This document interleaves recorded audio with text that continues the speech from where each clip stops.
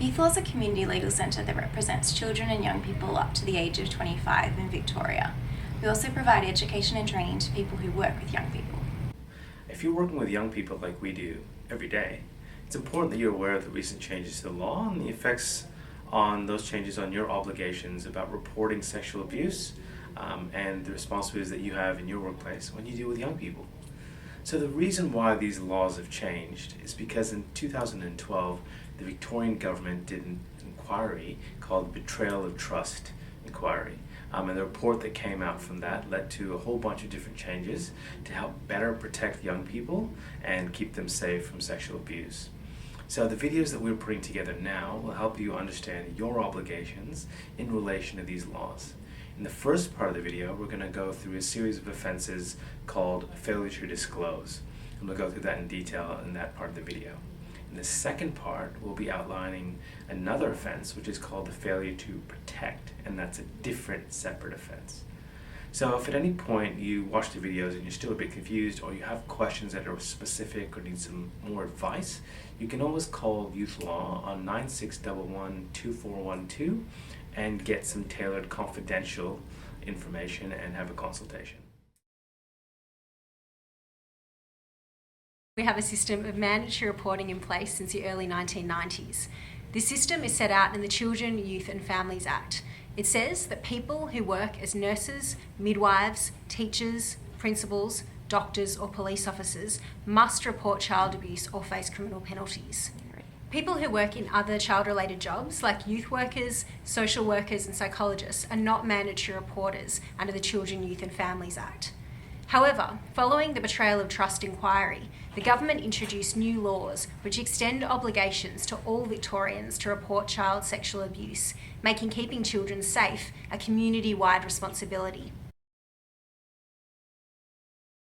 The new fail to disclose offence is set out in the Crimes Act at section 327, and it says that from 27 October 2014, all adults in Victoria must report to police any reasonable belief that a sex offence has been committed by another adult, that's someone over the age of 18, against a child who's under the age of 16. You must do this unless you have a reasonable excuse or an exemption applies. We'll explore these ideas a bit later on. Failure to disclose this type of information to police is a criminal offence and punishable by up to 3 years imprisonment. So, you remember that you need to report to police any reasonable belief that a sex offence has been committed by an adult against a child. Well, what constitutes a reasonable belief? A reasonable belief means it's more likely than not that it happened. You will form a reasonable belief if a reasonable person in your position with your skills and experience would have formed that belief. You don't need proof or concrete evidence. You might base a reasonable belief on things like information that a young person tells you, information someone else tells you, or your observations of a young person's behaviour. The new failure to disclose law says that Victorians must report sexual offences committed by adults against children. This means very serious offences like rape and sexual assault. It also includes sexual touching, grooming, and any attempted sexual offence. Imagine you're working with a young person called Tammy. Tammy's 18 and she tells you that she's been staying over at her 15-year-old boyfriend's house when his parents aren't home. Do you have a legal obligation to call the police? Tammy's 18, so she's an adult, and her boyfriend is a child under 16. This means that the failure to disclose laws may apply. The question is whether you have enough information to form a reasonable belief that a sex offence has been committed by an adult against a child. Do your skills and experience make you think that it's likely that Tammy and her boyfriend are engaging in sexual activity? Could Tammy's behaviour constitute grooming or an attempted sexual offence? Later, Tammy tells you that she and her boyfriend haven't had proper sex, they've just been playing around. The failure to disclose laws make things like sexual touching a reportable offence. Based on this information, you may now have a reasonable belief that Tammy has engaged in illegal sexual activity with her boyfriend who is a child. And if so, this should be reported to the police. Earlier, we said that you must report sexual offences to police unless you have a reasonable excuse or an exemption applies.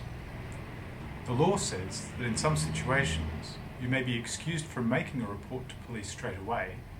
For example, if you fear for your safety, you fear for someone else's safety other than the perpetrator, or you reasonably believe someone else has already reported the offence to police and there is no more information you could add.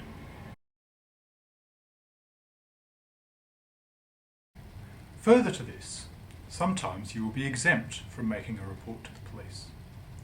You don't need to report to police in situations where the victim is over 16 years old, has capacity and requests confidentiality. Special laws of privilege or confidential communications apply. The information is public, or you were under 18 at the time you came across the information. In this case study, you'll be working with a 16-year-old boy whose name is Tim. So Tim comes to you one day and he tells you that he was being sexually assaulted by an adult relative when he was 15, so about a year ago. And you know that Tim is a pretty capable young person, but he asks you not to tell anyone about the assault. So that puts you in a difficult position, because under the new laws, do you have to report the assault to the police, or should you honor Tim's request to keep it to yourself? Well, to help you, the law actually says that you're exempt from disclosing Tim's story to the police in that specific situation. And that's because Tim is 16 years old and he has the capacity. That means that the law says that he's old enough to decide whether or not to report the offense to police. If you are worried about a child and you think they are in immediate danger, you can report this to police by phoning 000.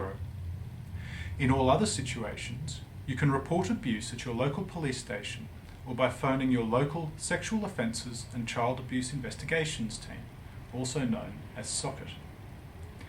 Remember, even if you're not mandated by law to make a report about a child, you can report any concerns in good faith, and this won't breach your professional ethical obligations or create any liability on you. The key things to remember about the new failure to disclose laws are that 1. It places obligations on all adults, whether you have a child-related job or not, and whether you come across information at work or in your private life. 2.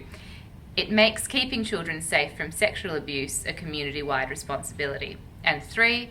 If you don't disclose information to the police when required by law, you can be held personally liable and prosecuted by police.